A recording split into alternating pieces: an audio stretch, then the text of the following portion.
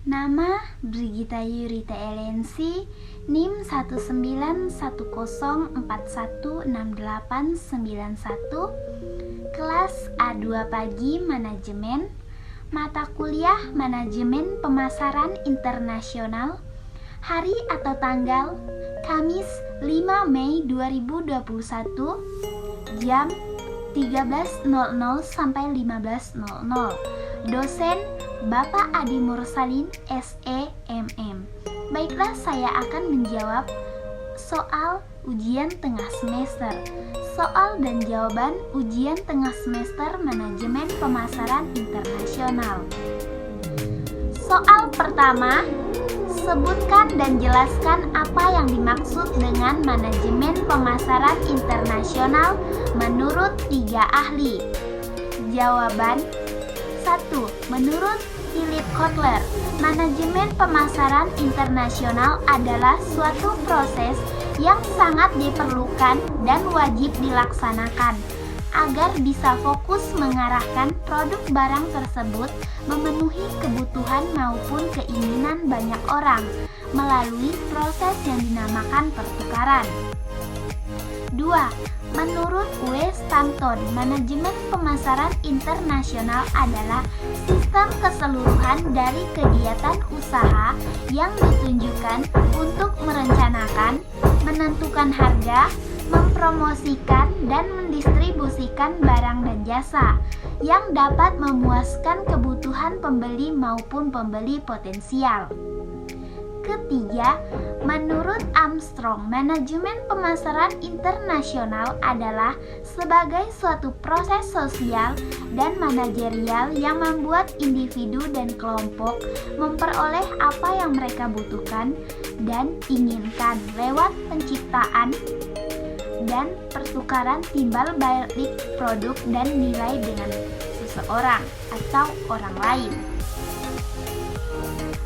Soal kedua, jelaskan mengapa mahasiswa perlu mempelajari manajemen pemasaran internasional.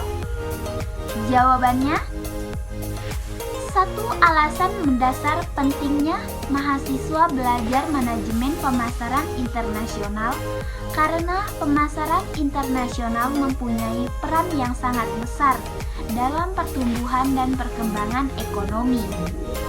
Pemasaran internasional merangsang penelitian dan ide-ide baru yang akan menghasilkan barang dan jasa baru yang inovatif. Soal ketiga, jelaskan cara-cara menetapkan strategi produk internasional. Jawabannya: unsur-unsur produk dan pelayanan.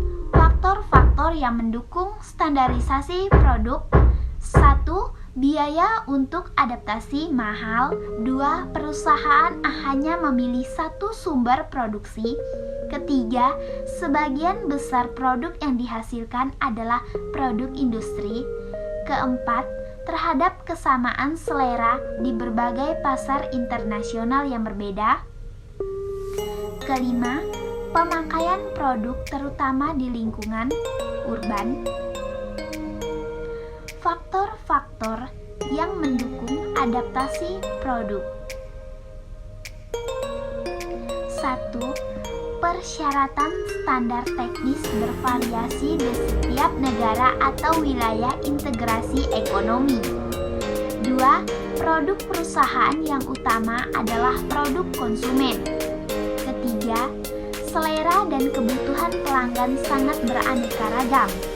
Keempat, adanya variasi kondisi pemakaian.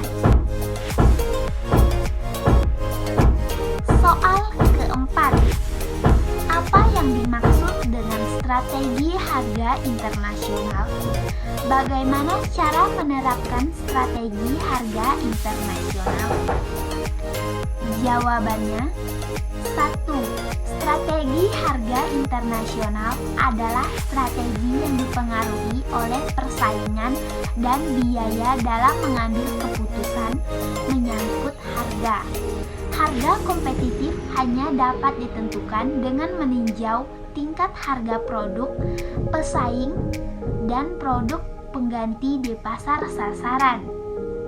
Seperti yang akan kita diskusikan kali ini, salah satu cara terbaik untuk memperoleh informasi ini adalah mengunjungi pasar itu sendiri. Setelah tingkat harga ini ditetapkan, harga dasar dapat ditentukan. Kedua, cara menerapkan strategi harga internasional. Caranya sebagai berikut. 1. Menetapkan elastisitas harga dari permintaan. Permintaan yang tidak fleksibel akan memungkinkan harga yang lebih tinggi. Kedua, buat perkiraan biaya tetap dan variabel dari proses manufaktur dengan volume penjualan yang diproyeksikan. Biaya adaptasi harus sesuai dengan yang dipertimbangkan. Ketiga, tetapkan semua biaya yang berhubungan dengan program pemasaran. Keempat, pilih harga yang memberikan margin kontribusi paling tinggi. Soal kelima, jelaskan bagaimana cara melakukan ekspor dan impor. Jawabannya, A. Cara melakukan ekspor. 1. Membuat surat kontrak penjualan atau sales contract proses. Surat kontrak penjualan atau sales contract proses adalah dokumen persetujuan antara eksportir dengan importir untuk melakukan proses jual beli. Dokumen ini berisi syarat pembayaran, harga, mutu, jumlah, cara pengangkutan atau pengiriman, asuransi, dan lainnya. 2. Penerbitan surat jaminan pembayaran importir kepada eksportir atau letter of credit atau LOC opening process. Setelah ada sales kontrak atau surat jual beli, proses berikutnya adalah importir akan meminta bank devisa untuk membuka letter of credit, surat jaminan atas uang yang akan diberikan kepada calon eksportir sesuai kesepakatan yang tertera dalam sales kontrak. 2. Bank devisa atau opening bank akan membuka letter of credit di bank jaringannya yang ada di negara eksportir. Bank ini kita sebut sebagai advising bank. 3. Advising bank ini akan memeriksa keabsahan dari letter of credit dari bank devisa calon importir tadi. Jika sudah benar, advising bank akan mengirimkan letter of credit sebagai jaminan atas barang yang akan diekspor. Bagian 3, penerbitan dokumen atau pengapalan atau pengiriman atau cargo shipment process. Bagian keempat, pencairan dokumen pengapalan atau claim atas barang yang sudah dibayarkan importir atau shipping dokumen negotiation process. B. Cara melakukan import. 1. Mencari co-partner di luar negeri. 2. Mendatangi kontrak penjualan. 3. Mendatangi bank atau issuing bank di negaranya. 4. Mendapat paket dokumen barang impor. 5. Menghubungi shipping agent atau shipping company. 6. Menghubungi radio pantai, gudang lini, PBM, dan EMKL. Soal ke-6. Coba buka www.youtube.com dan tulis pemasaran internasional dan pemasaran global. Review isi kedua video yang Anda tonton tersebut. Jawabannya, review video pertama yaitu pemasaran internasional. Pemasaran internasional adalah kegiatan pemasaran yang melewati batas-batas lebih dari satu negara. Pemasaran internasional merupakan penerapan konsep, prinsip, kualitas, dan proses manajemen pemasaran dalam rangka penyaluran ide, barang, atau jasa perusahaan kepada konsumen di berbagai negara. Pasar internasional adalah pasar yang membeli dan menjual produk dari beberapa negara. Pasar internasional melampaui ekspor pemasar dan menjadi lebih terlibat dalam lingkungan pemasaran di negara-negara tempat suatu organisasi melakukan bisnis. Tujuan pemasaran internasional adalah sebagai berikut: memenuhi alasan untuk memproduksi suatu produk, barang atau jasa dengan mengidentifikasi permintaan asing yang akan menjadi potensial.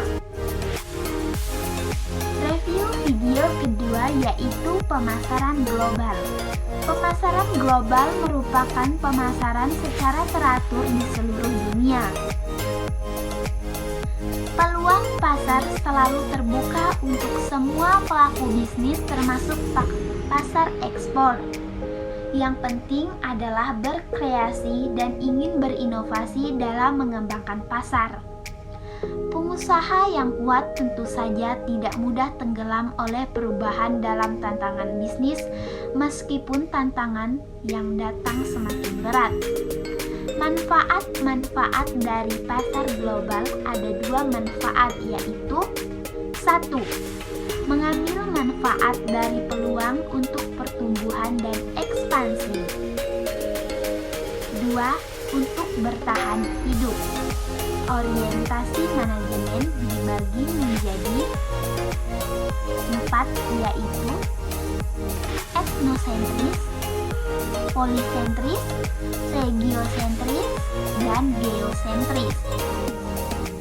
Contoh perusahaan Indonesia yang berhasil pada pasar global yaitu Sido Muncul.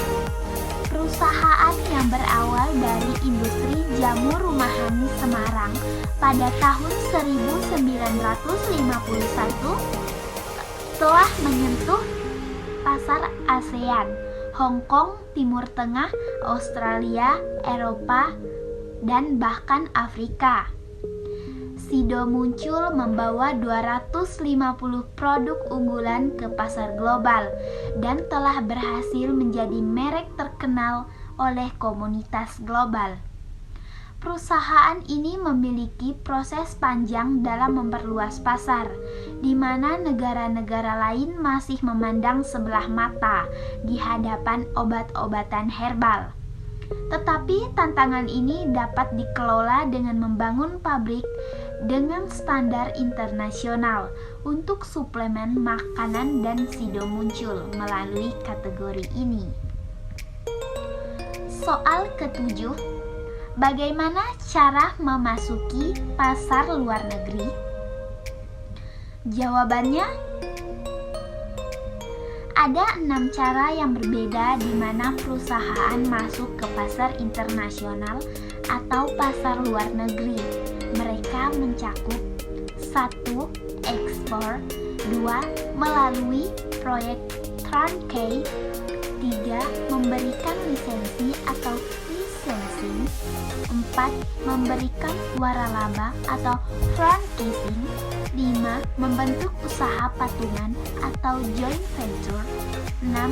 Mendirikan anak perusahaan. Sekian dan terima kasih. Jawaban ujian tengah semester manajemen pemasaran internasional.